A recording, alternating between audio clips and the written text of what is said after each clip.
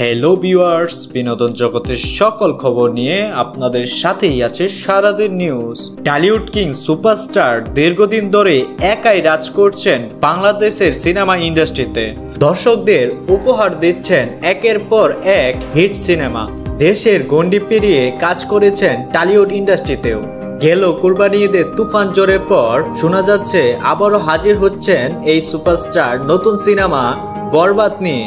বর্তমানে ছবিটি শুটিং এর জন্য ভারতে অবস্থান করছেন এই তারকা। তবে সেখানেই ঘটেছে এক দুর্ঘটনা। জানা যায় ভারতে বরবাদ সিনেমার শুটিং চলাকালে দরজার সাথে ধাক্কা খেয়ে আহত হয়েছেন সাকিব খান। আঘাত পেয়েছেন চোখের ঠিক উপরে। খবরটি নিশ্চিত করেছেন ছবিটির পরিচালক মেহেদী হাসান।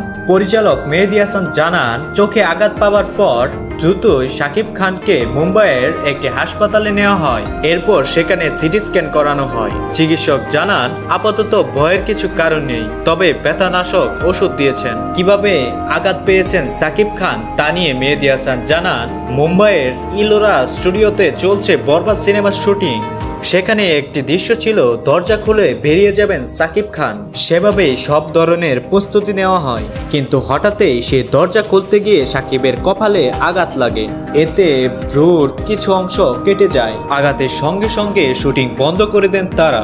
এছাড়া মেহেদী হাসান জানান, আঘাতের পর আবার শুটিংয়ে এসেছিলেন সাকিব খান।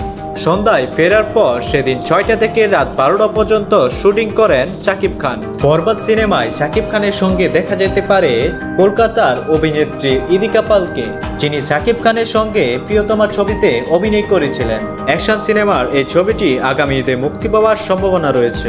সিনেমাটির বেশিরভাগ অংশের শুটিং হবে ভারতে। তো দর্শক বন্ধুরা, আপনি যদি হয়ে থাকেন সাকিব খানের একজন চরম ভক্ত, তাহলে আমাদের ভিডিওতে একটি লাইক এবং চ্যানেলটিকে সাবস্ক্রাইব করবেন। ধন্যবাদ।